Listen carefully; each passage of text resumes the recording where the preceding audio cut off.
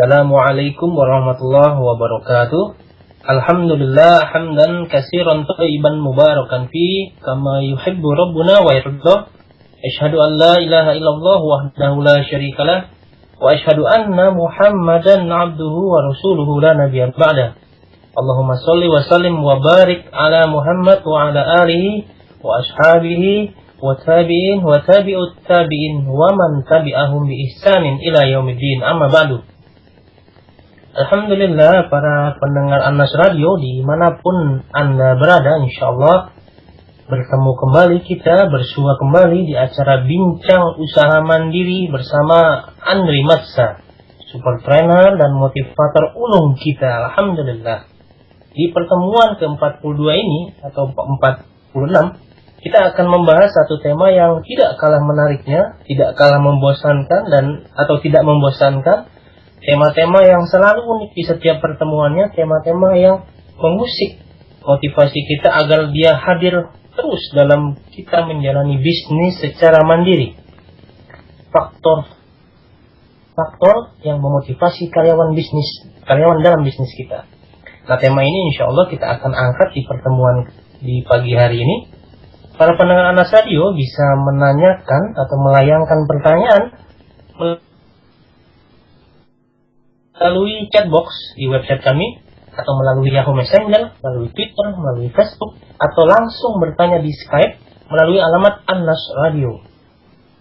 Insya Allah kita akan sapa terlebih dahulu super dan motivator kita, Bang Andri Matsa. Assalamualaikum warahmatullahi wabarakatuh, Bang Andri.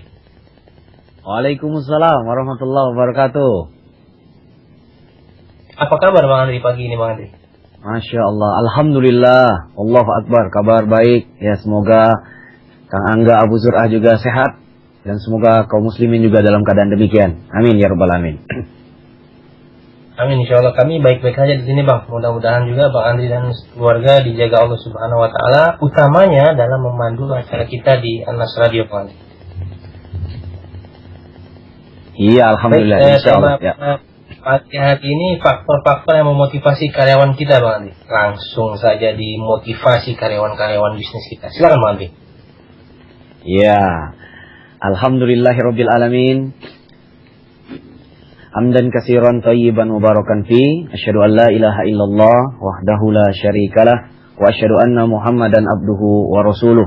Allahumma shalli wa sallim wa barik ala Muhammad wa ala alihi wa sahbihi ajma'in. Amma ba'du. Baik para pendengar Anas Radio di seluruh negeri, kaum muslimin dimanapun berada, barakallahu fikum. Berjumpa kembali di acara kesayangan kita Bincang Usaha Mandiri di pertemuan ke-46 di hari Rabu 9 Rabiul Akhir 1434 Hijriah atau 20 Februari 2013. Nah, sekarang bersama Abu Umar, Bang Andri Matsa, kita akan berbicara sedikit, share sedikit ilmu mengenai faktor-faktor motivasi ya, seorang karyawan di dalam perusahaan dan bisnis kita. Baik, jadi materi kali ini Kang Angga masih berlanjut dari materi yang kemarin. Karena di materi yang ke-45 kita membahas tentang bagaimana sebenarnya membangun kualitas tim di dalam bisnis. Ya kan, bagaimana membangun kualitas tim di dalam bisnis. Dimana Abang Andri review sedikit ya, biar ada 6 tips seseorang ya, pengusaha atau pemula dalam bidang entrepreneur, bila ingin dia menjadi seorang entrepreneur yang baik, dia membangun tim itu bagaimana caranya. Nah, ada 6 tipsnya. Nah, yang kemarin ya, jangan lupa ya. Yang pertama, kita memilih coach yang terbaik. Nah, kita memilih coach, memilih pemimpin yang terbaik. Karena pemimpin ini penting. Jadi kalau ini hubungannya dengan materi kita pada hari ini juga. Jangan kita berpikir kita ingin memotivasi karyawan, tetapi kita sendiri sebagai leader, kita sendiri sebagai pemilik, sebagai manajemen, tidak dimotivasi terlebih dahulu. Nah, ini salah kaprah ini. Salah kaprah. Maka sebelum kita memotivasi karyawan, tolong nih para pengusaha, motivasi dirinya dulu. Bagaimana orang yang tidak termotivasi mau memotivasi bawahannya? Itu adalah hal yang tidak mungkin. Ya, suatu hal yang mustahil. Nah, kalau bahasa kita. Maka a leader is one who knows the way, goes the way and shows the way. Jadi seorang pemimpin itu dia bisa mengetahui jalannya, ya, menunjukkan jalannya kepada dirinya terlebih dahulu, baru orang yang dipimpinnya. Lalu yang berikutnya bagaimana memilih hanya anggota tim yang benar-benar ingin berjuang bersama. Nah ini kunci kan. Berarti seorang pemimpin ini bisa memilah-milih. Ya, mana karyawan yang betul-betul punya komitmen yang besar, punya tekad yang luar biasa untuk berjuang bersama di bisnis yang dia jalani bersama dengan si pengusaha tersebut. Barakallahu fikum. Baik, lalu yang ketiga adalah kita menempatkan anggota tim di posisi yang sesuai dengan kekuatannya. Nah, ini berhubungan dengan materi hari ini. Dan yang keempat, jangan membawa masalah pribadi ke dalam tim. Yang kelima, tidak ada tempat bagi si egois dalam tim. Dan yang keenam, kepentingan tim di atas kepentingan pribadi. Nah, kita hubungkan dengan materi hari ini. Nah, biar seorang pengusaha itu paham. Dia tahu dan paham. Bagaimana sebenarnya kita memotivasi karyawan ini? Apa faktor-faktor motivasi karyawan? Sebab banyak pengusaha itu yang Masya Allah, mindsetnya, bingkai berpikirnya sempit. Mungkin berpikir yang namanya karyawan ini hanya termotivasi dengan yang namanya gaji. Yang namanya uang. Uang dan uang. Ya enggak? Hanya termotivasi dengan fee atau bayaran. Ya, atau uang gaji dari ya enggak, tempat bekerjanya. Padahal Masya Allah para pendengar Anas Radio, kaum muslimin, rahimani wa rahimakumullahu ta'ala. Fee ini malah bukan urutan yang pertama.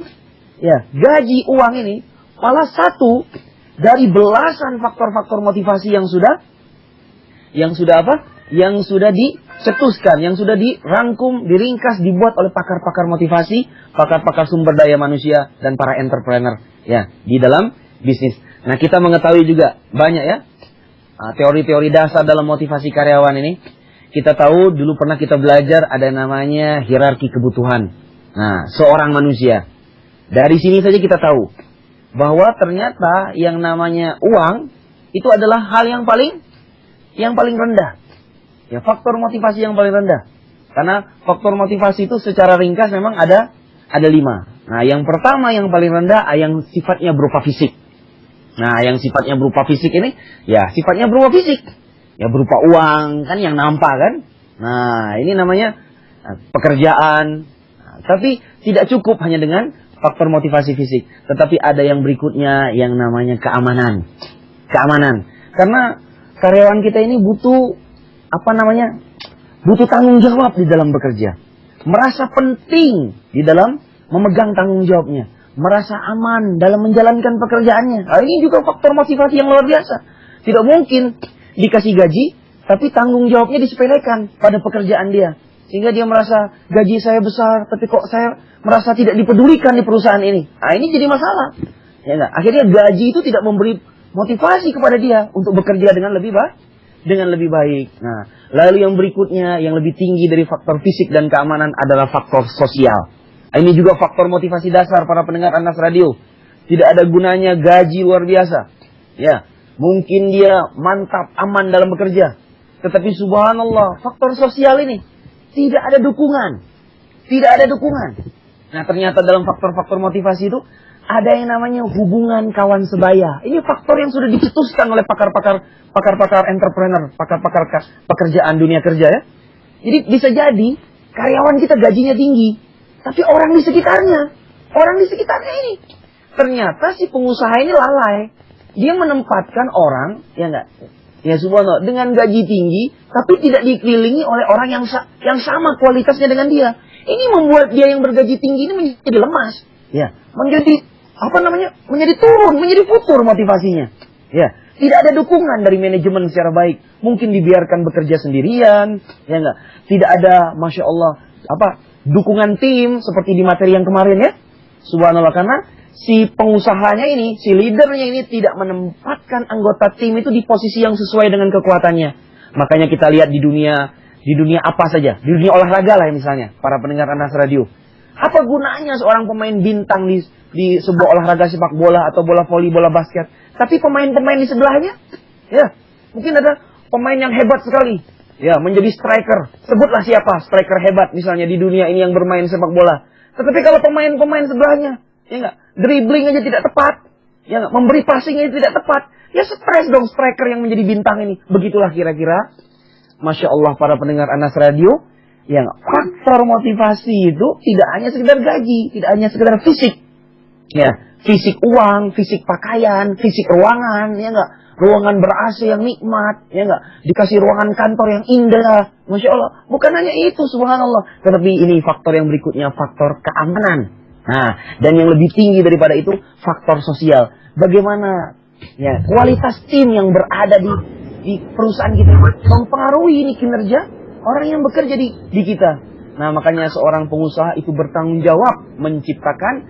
materi di boom ke-45 kemarin. Bagaimana membangun tim yang solid dan kualitas tim yang saling menguatkan, yang saling mendukung di antara mereka. Supaya subhanallah, supaya bisnis kita semakin dahsyat. Nah, ini kita kata kuncinya. Tetapi ini juga belum cukup. Ya, ada yang berikutnya. Namanya faktor motivasi penghargaan diri. Ya. Mungkin subhanallah, fisik mantap, ruangan keren, gaji berlimpah, subhanallah. Tidak ada yang kurang dari kantornya, tidak ada yang kurang dari subhanallah fasilitas logistik infrastruktur dari dunia usaha kita. Begitu juga timnya. Tetapi ketika dia sudah berprestasi, ketika dia sudah mencapai, para pendengar Anas Radio, kaum muslimin dimanapun berada, ada faktor motivasi di dalam dunia bisnis itu. Namanya, bahkan ini disebutkan di salah satu teori, namanya teori Herzberg. Di nomor 1 ini malah, namanya rasa pencapaian. Dan yang kedua, pengakuan yang didapat.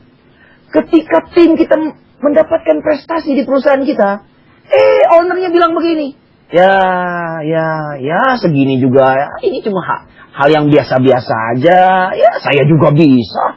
Nah, yang begini ini kan, penghargaan yang kurang. Orang Indonesia ini susah menghargai orang lain. Kadang-kadang kita mengucapkan terima kasih juga kita lupa. Ya, jangankan kita para pendengar Anas Radio, kita sesama karyawan atau pengusaha kepada karyawannya. Subhanallah, para pendengar Anas Radio, bisa jadi kita di dalam berkeluarga, kita lupa mengucapkan terima kasih kepada istri, istri lupa mengucapkan terima kasih kepada suami, ya enggak?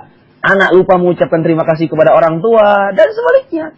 Padahal ini luar biasa, kadang-kadang ucapan terima kasih ya Pak. Nah, ya enggak? Terima kasih ya Bos. Itu membuat wajahnya gembira. Begitu juga si pemimpin kepada pasukannya.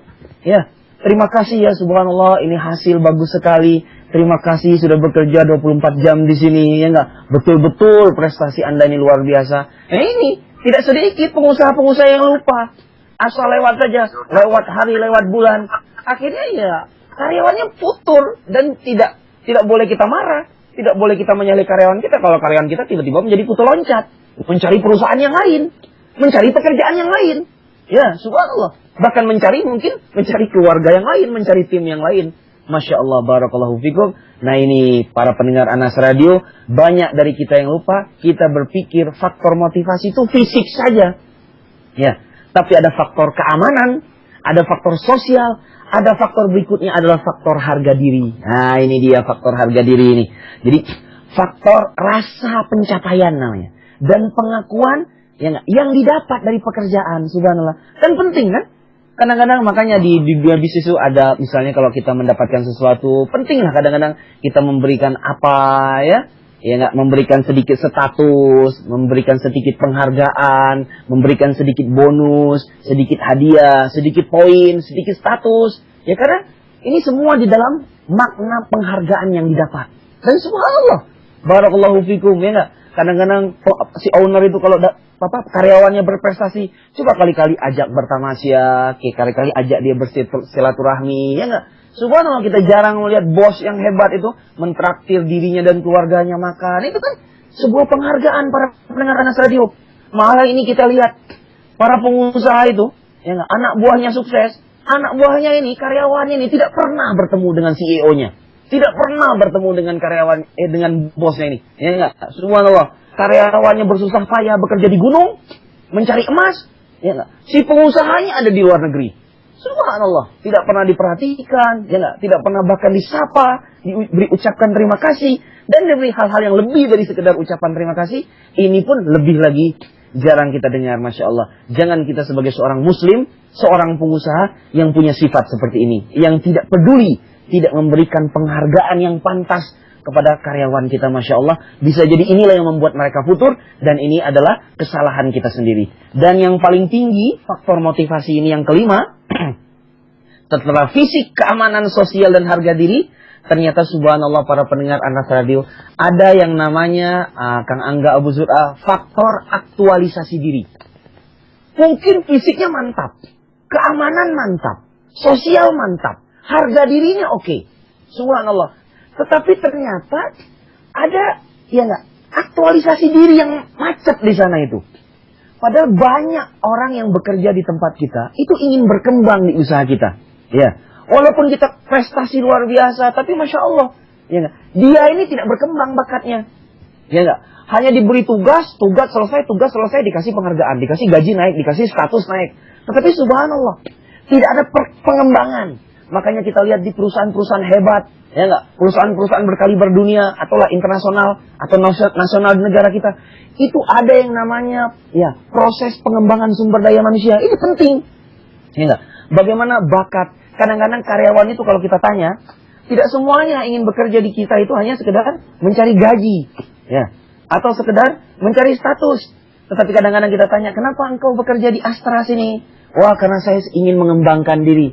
Saya ingin belajar bagaimana cara berkomunikasi. Karena saya tahu Astra ini adalah perusahaan yang hebat. Saya ingin belajar cara berkomunikasi dengan bekerja di Astra. Tuh kan? Subhanallah. Tidak hanya sekedar gaji. Tetapi karena dia ingin berkembang. Ingin mengembangkan bakat dan minatnya di perusahaan kita. Atau ingin mengasah kreativitasnya. Subhanallah, mengasah kreativitasnya. Yang mungkin selama ini kreativitasnya tumpul. Tetapi subhanallah dengan dia berada di perusahaan kita, ternyata dia bisa beraktualisasi diri dengan luar biasa. Nah ini saudara-saudara kaum muslimin, rahimani wa rahimakumullah. Aktualisasi diri ini, subhanallah malah ini sering dilupakan oleh para pengusaha. Ya enggak? Bahkan tidak dilakukan sedikit pun oleh beberapa pengusaha yang tidak memahami faktor-faktor memotivasi karyawan di dalam bisnisnya. Jadi jangan lupa para pendengar Anas Radio, ini 5 dasar. Ya, jadi faktor motivasi itu yang pertama fisik, yang kedua keamanan, yang ketiga sosial, hubungan sesama, lalu yang keempat pengakuan, penghargaan diri, dan yang paling tinggi adalah aktualisasi, masya Allah. Ya, saya kembalikan kepada Kang Angga, kita lanjutkan ke sesi berikutnya. Barakallahu fikum. Ya.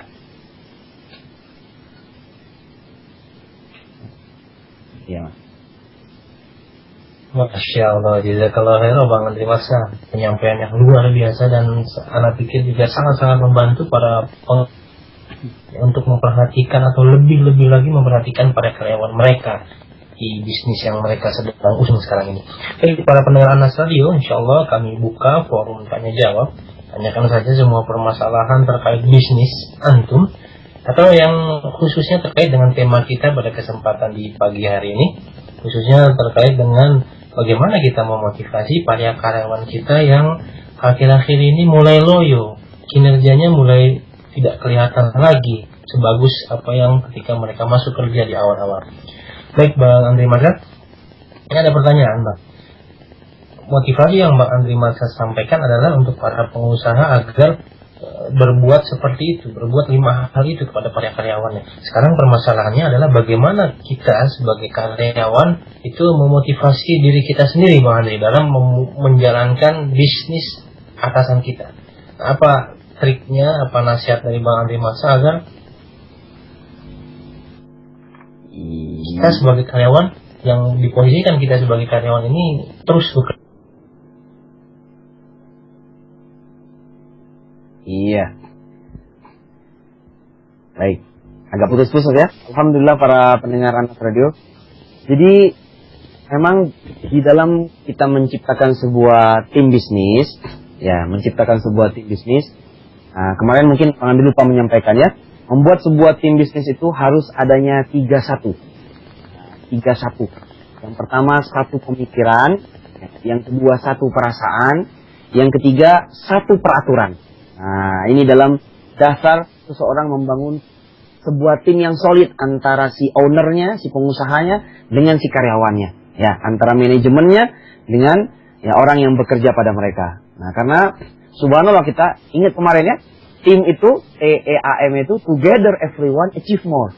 Ya, kalau pemimpin ini dia bekerja sama, together everyone achieve more. Kalau dia bersama-sama, maka setiap orang dari mereka akan mendapatkan sesuatu yang lebih.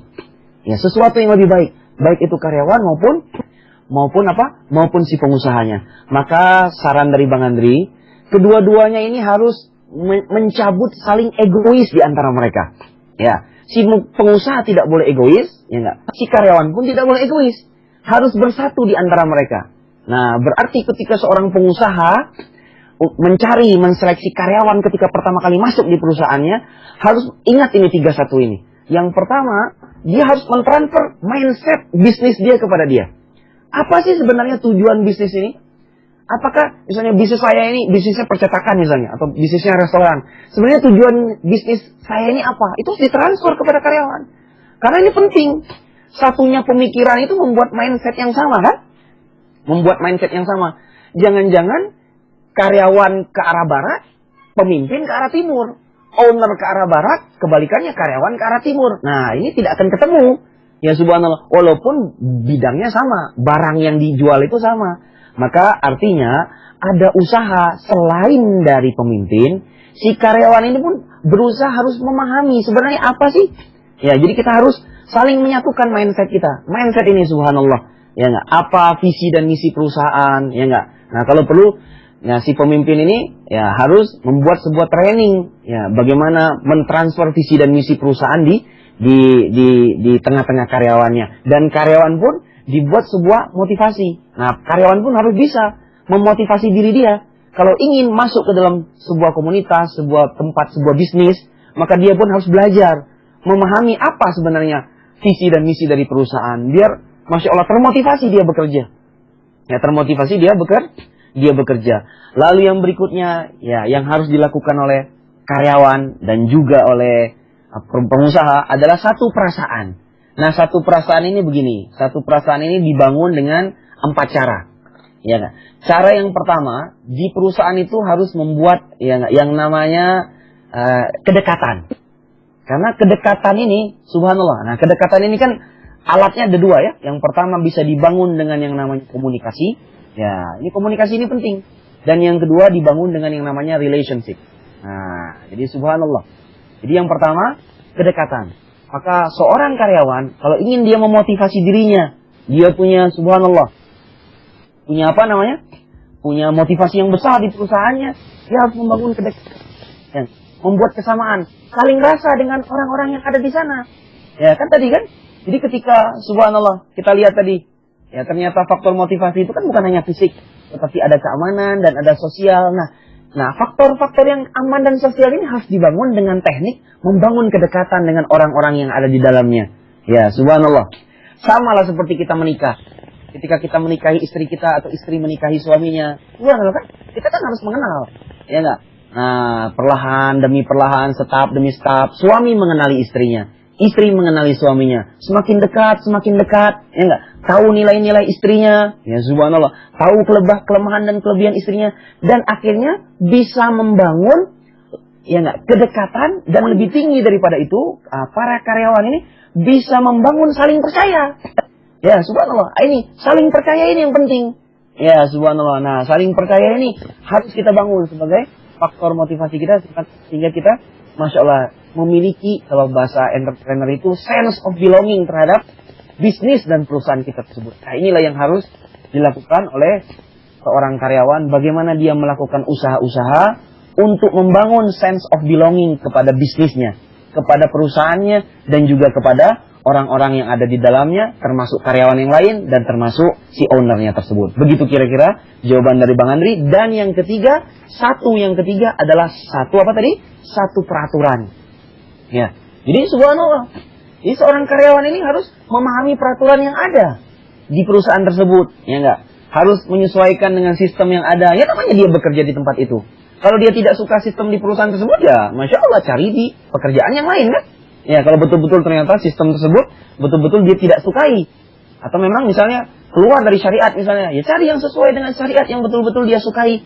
Nah, kalau dia berada di sebuah tempat yang sudah ada sistem dan peraturannya, makanya dia harus berdisiplin.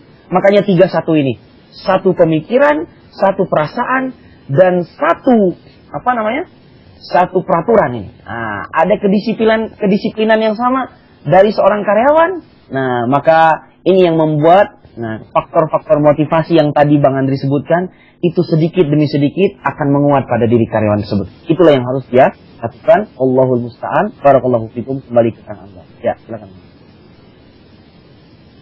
Baik, jazakallah ya Bang Andri atas jawabannya Bang. Ini ada pertanyaan Bang Andri dari Al-Akh Abu Khalil di Makassar. Assalamualaikum Bang Umar. Apa nih Bang, pertanyaannya keluar dari tema. Pertanyaan kami, gimana cara agar usaha kita dilirik oleh konsumen, di mana usaha kami tempatnya bukan di tempat keramaian atau di jalan poros kota.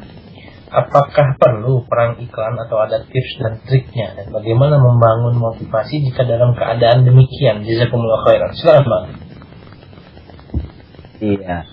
Ya, Abu Hafid Izullah di Makassar, semoga Allah menjaga antum, merahmati antum sekeluarga dan tentunya kita semua.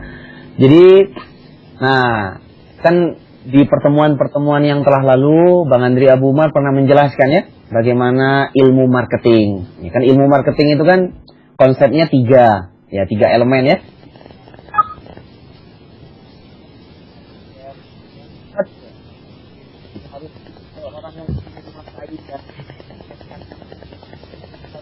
Dia main. Nah ini, rumuskan segmentasi, targeting, positioning. Nah berarti kalau kita memahami marketing, kita tidak perlu pertanyaan beliau dijelaskan. Tidak perlu dong. Ya, subhanallah. Nah hari ini kita lihat ya, subhanallah, orang perang iklan itu di dunia media massa atau di dunia maya saling menghina, ya enggak? Produk ini menghina produk yang itu. Produk yang itu mencela produk yang ini. Ya, ini Masya Allah. Ini barakallahu fikum. Tidak bagus ya.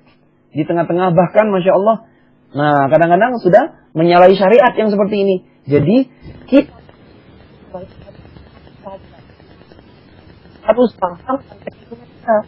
Ini tidak harus selalu iklan dengan billboard, iklan dengan televisi, iklan media-media massa elektronik, terus-terusan. Ya, ya, usaha kita itu cukup dengan yang namanya mode-to-mode. Ya, itu yang namanya efisiensi di dalam marketing.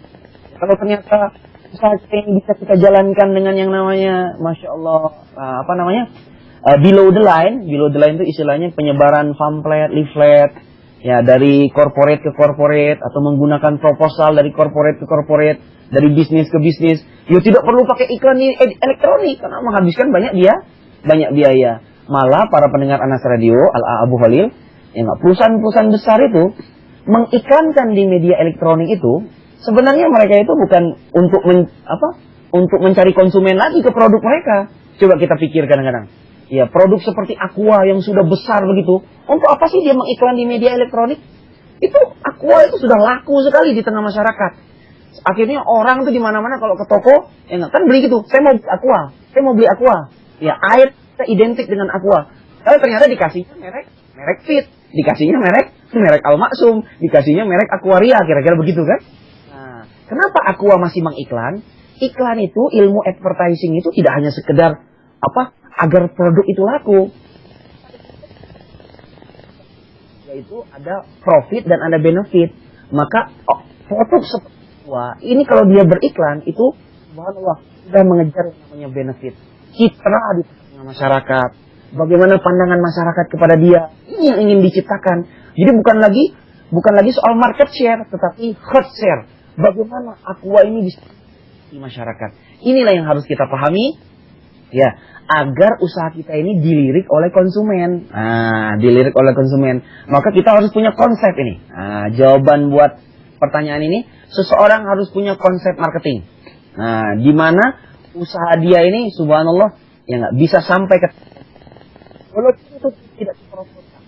Banyak kita lihat usaha-usaha itu di tengah gunung atau di pinggir sawah, ya nggak. Ada restoran itu jauh dari kota, tetapi subhanallah banyak orang berbondong-bondong datang ke tempat itu. Cara penyebaran marketingnya subhanallah, maka kita harus tahu dulu, ya Masya Allah, harus tahu dulu.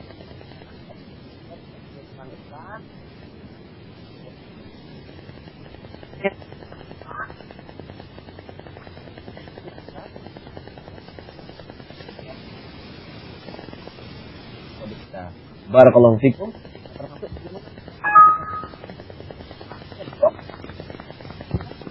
Dengan kita memiliki ilmu marketing itu kan banyak. Dengan kita memiliki ilmu, maka kita harus termotivasi kan? Bahwa ternyata tidak harus orang budget besar lah yang akan memenangkan persaingan di dunia pemasaran. Orang yang berbudget kecil, subhanallah, ya enggak? Sekarang aja kita lihat subhanallah, ya enggak? Terbukti di dunia apa namanya? Ya, ketika kasus pemilihan gubernur Jakarta Jokowi kan, ya enggak? Subhanallah, itu Jokowi itu lagi membangun, ya enggak? Konsep pemasaran yang luar biasa, berbudget rendah, tidak perlu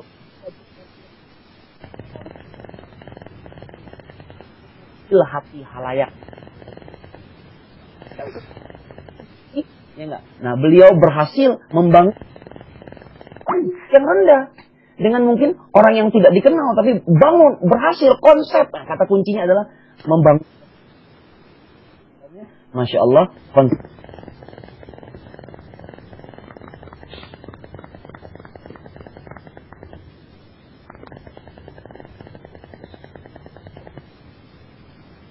Enggak, buzur ah.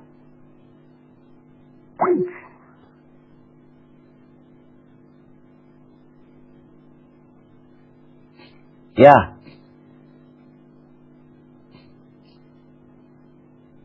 Silakan Kang Angga.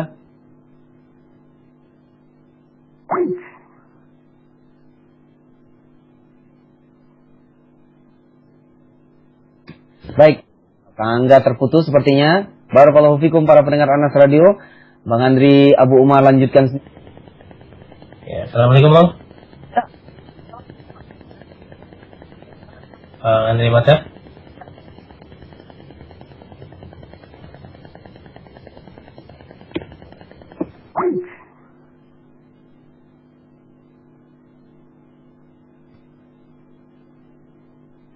Oh ya, masih. Assalamualaikum Bang Andri Mata.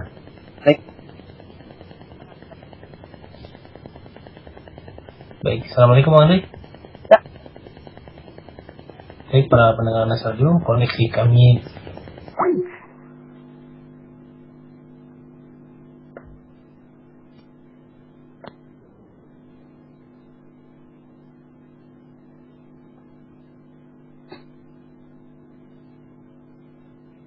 Baik, para pendengar Anas Radio, mohon maaf bila terjadi gangguan teknis di siaran Bincang Usaha Mandiri ke-46. Jadi Bang Andri lanjutkan sendiri ya.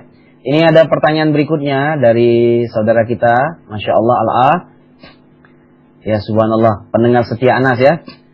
Bang Andri, saya ada masukan, tadi saya kurang setuju kalau orang Indonesia dibilang kurang berterima kasih. Karena ini lebih ke oknum-oknum pribadi saja, tidak bisa digeneralisir. Ya, alhamdulillahirabbil alamin. Barakallahu fikum, saya juga setuju.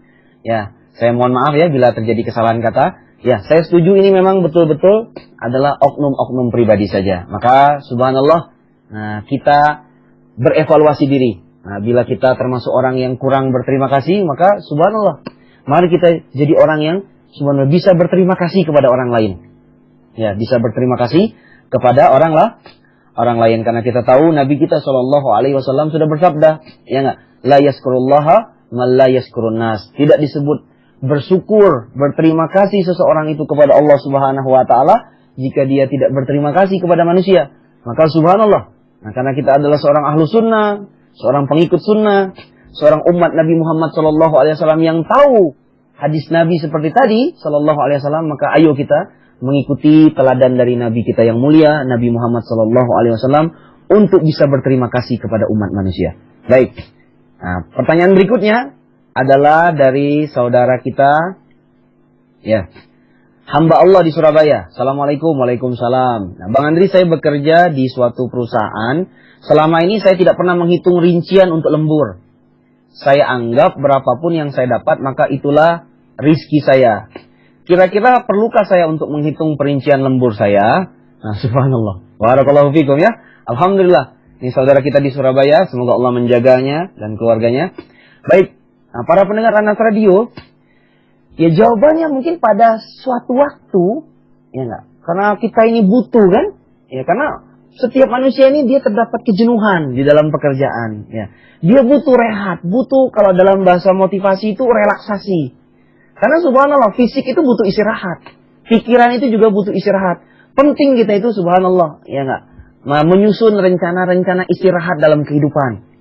Ya, relaksasi di dalam kehidupan kita. Ya, jangan terlalu dipaksa dalam bekerja. Ya, subhanallah. Dan ini harus dipahami oleh seorang karyawan dan lebih lagi oleh seorang entrepreneur. Nah, karena acara kita ini bincang usaha mandiri, seorang pengusaha harus memahami ini. Maka artinya seorang pengusaha perlu dia membuat sebuah sistem libur yang baik, sistem pergantian shift misalnya, sistem jadwal pekerjaan yang oke di tengah-tengah karyawannya, masuk pagi, masuk siang, masuk sore, masuk malam. Dan ini berlaku di perusahaan-perusahaan besar. Termasuk sekaliber perusahaan-perusahaan liter yang besar seperti Carrefour, Matahari, kan itu subhanallah. Kita punya teman kan ada kerja pagi, ada kerja siang, kerja malam, ya enggak? Bahkan orang di dalam keadaan tertentu yang sudah bekerja sekian tahun itu punya cuti yang bertingkat-tingkat. Ya, ada yang mungkin kerja sekian tahun awal, mungkin 2-3 tahun, mungkin cutinya belum ada, ya enggak? Tetapi kalau sudah kerja 5-10 tahun, cutinya sudah mulai naik kan? Mungkin cutinya 1 minggu dalam 1 tahun, mungkin naik lagi 2 pekan dalam 1 tahun, mungkin naik lagi, subhanallah. Ya, Masya Allah bisa sampai 3 pekan dalam 1 tahun, kan gitu misalnya. Ya, barakallahu fikum. Atau, Masya Allah, ada jam-jam libur yang terpisah. Ada cuti, ada memang hari libur misalnya di perusahaan tersebut. Nah, ini yang harus dipahami oleh kita. Maka yang seperti ini, ya enggak, pada keadaan tertentu perlu kita menghitung perincian lembur kita itu ya. Subhanallah. Masya Allah. Kan kadang-kadang, subhanallah, ya ini biar akadnya bagus ya. Biar akadnya juga bagus. Artinya, kalau kita bekerja tidak kita hitung, ternyata subhanallah. Ya mungkin, alhamdulillah, kita mendapatkan rezeki yang pas. Tapi kan bisa terjadi kesalahan kan? Kok saya perasaannya lemburnya sudah banyak. Subhanallah, bekerjanya sudah luar biasa banyak. Tetapi kok beda ya dengan yang biasanya saya mendapatkan, kalau bahasa kita, fee tambahan ini kok berbeda dari biasanya. Nah ini kalau tidak ada akad, tidak ada perincian jelas, di pekerjaan ini akan berbahaya, ya nggak? Jadi tidak sekedar kita, Masya Allah kita ya kerja lembur-lembur saja, tapi subhanallah tidak kita hitung. Ya, penghitungan itu penting ya. Data, ya arsip, ya nggak? Subhanallah kita membuat kedisiplinan dalam mencatat ya sesuatu yang sudah kita dapat itu pada hal-hal tertentu nanti akan sangat berguna insya Allah di kemudian hari. Begitu kira-kira jawabannya untuk Al-Ah di Surabaya saudara kita ya, barakallahu fikum. Lalu yang berikutnya subhanallah, sudah masuk Kang Angga atau belum? Ya. Nah, sepertinya Bang Andri lanjutkan lagi. Ya, pertanyaan berikutnya dari saudara kita Al-Ah Dede di Jakarta Pusat. Nah, beliau bertanya bagaimana tips sukses bisnis sampingan di mana anak bekerja sebagai karyawan kantor dan berkuliah. Wah, Masya Allah, banyak sekali ya aktivitasnya. Nah, jadi yang seperti ini sering ditanyakan ke Bincang Usaha Mandiri di pertemuan-pertemuan sebelumnya. Maka yang seperti ini, kita harus melihat dulu yang pertama adalah waktu luang dari kita sendiri. Jadi, kalau kita bekerja di kantor, dan juga masih berkuliah, Masya Allah, ini waktunya habis sekali kan? Kalau dia bekerja dari pagi sampai sore, ya enggak? Lalu malamnya dia kuliah malam, misalnya kuliah kelas malam di kelas karyawan atau kelas eksekutif seperti itu, maka waktu luangnya sudah habis. Ya, karena subhanallah, kan sisa-sisanya kita tentu harus bisa beristirahat, ya. Dan kita tentu jangan lupa keluarga kita, dan lebih-lebih lagi jangan lupa ibadah-ibadah kita kepada Allah Subhanahu wa taala. Ya, barakallahu fikum. Jangan lupa salat-salat wajib kita, nah dan yang selainnya daripada ibadah kepada Allah Subhanahu wa taala. Begitu kira-kira. Namun kalau punya waktu luang, lebih baik disisakan waktu luang itu untuk mengurusi sukses, ya enggak, di bisnis sampingan. Ya, ini tips yang pertama. Kalau tidak bisa, urutan yang kedua, maka dia harus melakukan teknik delegasi dalam bisnis. Jadi teknik delegasi itu mencari bisnis sampingan di mana dia bermitra dengan seseorang. Bermitra dengan seseorang. Apakah mitra itu mitra sesama pengusaha, artinya dia bersarikat dalam akad bisnis, atau yang kedua dia, kalau bahasa entrepreneur, meng-hire, ya enggak, mencari karyawan untuk bekerja di perusahaan dia. Misalnya dia buka usaha sampingan gerobak bakso atau gerobak usaha jual pisang goreng. Nah, dia cari karyawan untuk menjaga usaha pisang goreng dia tersebut. Nah, berarti di sini ada resiko ya. Resiko pertama, dia harus mencari seorang karyawan yang bisa dipercaya. Nah, ini kan berarti cocok dengan materi-materi kita akhir-akhir ini. Bagaimana membangun kualitas tim, bagaimana mencari karyawan yang bisa dipercaya, bagaimana membuat service excellent di sistem ketika bisnis itu dia tinggalkan. Nah kan, dia harus mampu. Dan terutama materi hari ini, bagaimana dia memotivasi karyawan itu ketika dia bekerja, dia tinggalkan, tetapi karyawan itu tetap bisa bekerja dengan penuh semangat. Di gerobak pisang gorengnya tadi itu ketika dia tinggalkan, ketika dia bekerja di kantor atau dia berkuliah di suatu tempat. Kira-kira begitu jawaban dari Bang Andi. Bang Andri, barakallahu fikum. Nah, subhanallah, ini Kang Angga sudah muncul kah?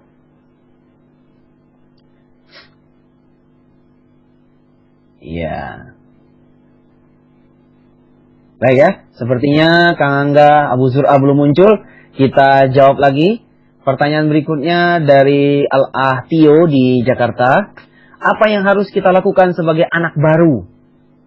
Anak baru yang punya motivasi dalam perusahaan, mempunyai program untuk diimplementasikan pada orang-orang yang beda kebudayaan. Wah, ini apa yang harus dilakukan sebagai anak baru yang punya motivasi dalam perusahaan, mempunyai program untuk diimplementasikan pada orang-orang yang beda budaya ya. Jadi subhanallah, biasanya kalau di perusahaan-perusahaan yang sistemnya bagus, ya. Nah, anak-anak yang baru ini kan mengikuti training kan. Misalnya kita itu kan ada training 1 tahun, ya. Nah, atau ada istilahnya, ini ada misalnya perusahaan yang pernah Bang Andri kasih training lah, contoh perusahaan retail yang sangat besar di Indonesia, misalnya Carrefour. Nah, Bang Andri pernah memberikan ini di sana, memberikan pengarahan di Carrefour ini. Biasanya anak-anak yang baru, ya, karyawan yang baru ini dia memiliki tahapan-tahapan. Ya, tahapan-tahapan, misalnya tahapan kontrak atau tahapan magang. Nah, selama 6 bulan pertama, ada 6 bulan kedua, ada 1 tahun pertama seperti itu, atau pakai triwulanan, terserah sesuai dengan sistem perusahaan. Nah, mereka ini membuat sebuah sistem motivasi, nah, membuat melihat bagaimana mengontrol kinerja dari orang anak-anak baru ini. Kan begitu kira-kira. Nah, termasuk bagaimana si perusahaan ini membuat sistem orang-orang yang berbeda budaya ini bisa saling menguatkan kan? Bisa saling termotivasi, bisa bekerja bersama sebagai sebuah tim. Nah, dari situ dilihat. Nah, ketika ada yang berprestasi, berbagus, melakukan kerja yang bagus, maka dia angkat menjadi karyawan tetap di Carrefour ini. Ini yang kita lihat. Nah, tetapi yang Masya Allah yang kurang bagus, ya kurang berkenan, ya Masya Allah. Kontraknya atau magangnya diputuskan setelah selesainya kontrak tersebut. Kira-kira begitu, Masya Allah. Jadi, seorang pengusaha yang baik itu memiliki sistem yang baik pula untuk menyatukan karyawan-karyawannya. Seperti tadi kan, seperti seorang pelatih sepak bola, ya enggak? Kan tim pemain ini berbeda-beda, ya enggak? Jelas kulit-kulitnya berbeda. Kadang-kadang kan ada pemain sepak bola berkulit hitam, ya enggak? Berkulit putih, ya subhanallah. Terkadang asalnya juga berbeda, satu dari Asia, satu dari Eropa, misalnya seperti itu kan, ya enggak? Begitu juga latar belakangnya. Kadang-kadang ada yang umurnya baru 17 tahun. Ada yang umurnya sudah 30 tahun. Nah, seorang pelatih yang baik itu harus memiliki sistem membuat sebuah tim yang luar biasa. Sehingga kemarin jangan lupa bagaimana tips yang keberapa? Yang ketiga dari membuat tim yang berkualitas itu, seorang pelatih, seorang pemimpin, seorang entrepreneur bisa menempatkan anggota tim itu di posisi yang sesuai dengan kekuatannya. Nah, ini Masya Allah. Ini harus dimiliki oleh seorang entrepreneur, seorang pemimpin. Dan begitu juga anak yang baru, seorang karyawan yang baru yang ingin berhasil, maka dia harus memiliki yang namanya kemampuan adaptasi. Ya, maka banyak kita lihat karyawan-karyawan yang baru, kalau bahasa kita mahasiswa-mahasiswa fresh graduate ini, mereka tidak mempunyai kemampuan adaptasi yang tinggi. Maka para pendengar Anas Radio, nah ini Bang Andri kasih tip kepada para mahasiswa atau lulusan-lulusan, anak-anak muda ya, yang ingin bekerja di suatu perusahaan atau bekerja di suatu bisnis, baik negeri maupun swasta, maka kita bekerja itu jangan mengandalkan sama IPK saja. Ya, IPK itu, indeks prestasi kumulatif itu tidak menjamin suksesnya, ya enggak, prestasi kita bekerja di sebuah tempat. Ya, begitu juga subhanallah, barakallahu fikum, mungkin kemampuan otak IQ semata tidak. Tetapi subhanallah ternyata seseorang itu, nah tadi kan, bagaimana seseorang itu bisa membangun, ya enggak, relasi, hubungan-hubungan yang baik dengan cepat, ya enggak, punya kemampuan adaptasi yang luar biasa dengan sebuah perusahaan, ini yang luar biasa. Makanya kita lihat, kalau ada anak yang IPK-nya tinggi, mungkin IPK-nya kumlot, tapi subhanallah, dia punya kemampuan komunikasi yang lemah, adaptasinya kurang, mungkin dia subhanallah akan tidak berkembang di perusahaan tersebut. Tetapi kadang-kadang ada sebuah teman, seseorang teman, ya subhanallah, yang mungkin nilai kumulatifnya rendah atau sedang-sedang saja, tapi subhanallah, punya kemampuan komunikasi yang tinggi, punya soft skill yang bagus, dan tentunya punya adaptasi yang luar biasa, maka barakallahu fikum para pendengar Anas Radio, anak seperti ini, anak baru seperti ini akan cepat melejit insya Allah. Akan cepat melejit karena dia punya kemampuan komunikasi, ya enggak? Nah, artinya dia bisa membuat 3-1 yang kita bahas tadi. Satu, pemikiran, dia cepat beradaptasi dengan pemikiran, dengan visi misi perusahaan setempat yang dia masuki. Yang kedua, dia cepat bersatu dengan perasaan karyawan yang lain.